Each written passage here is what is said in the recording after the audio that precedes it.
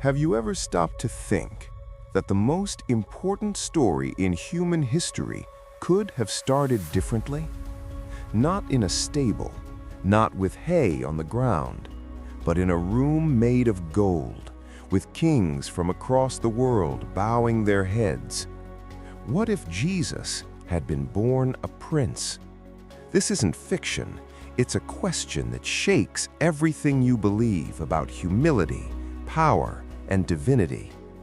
So stay until the end, because what you're about to see here will change the way you look at this story forever. If Jesus had been born in a palace, he wouldn't have grown up in silence. He would have grown up surrounded by the greatest minds in the world. Philosophers, military strategists, politicians, the finest teachers that money could buy. His education wouldn't have been about surviving, it would have been about ruling. And that raises the question, with all of that power in his hands, would it still make sense for him to choose humility?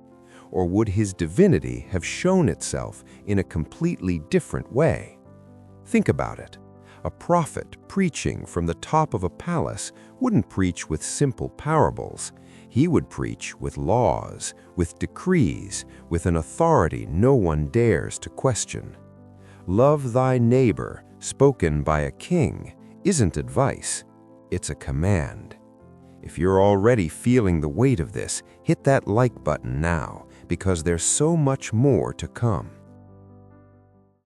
In the gospel we know, Jesus was tempted in the desert, hungry, alone, vulnerable.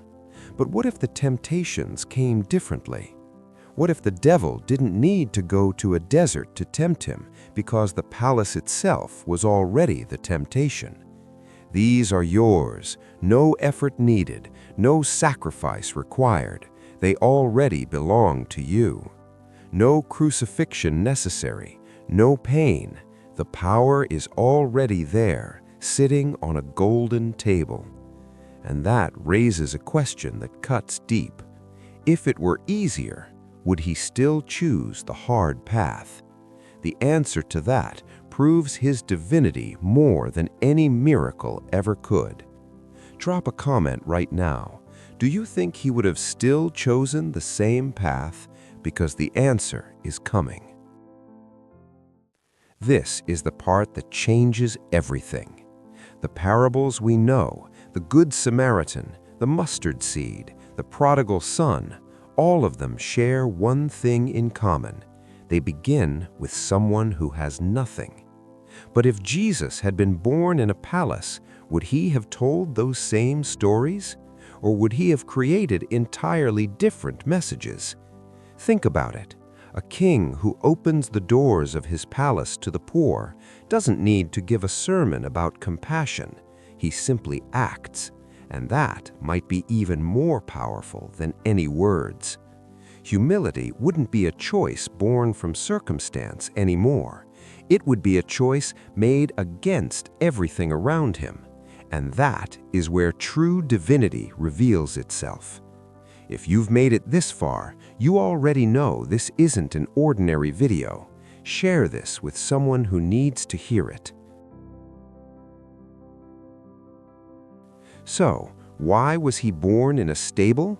It wasn't an accident. It wasn't out of lack. It was a choice. If Jesus had been born in a palace, his message would have been about using power for good.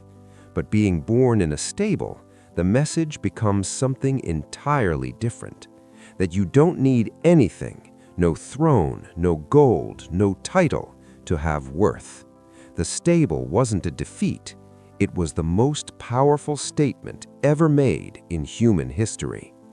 So the next time you hear this story, remember, the palace was available. He chose the stable. And that changed everything. If this video shifted the way you think about this, drop a comment saying stable down below.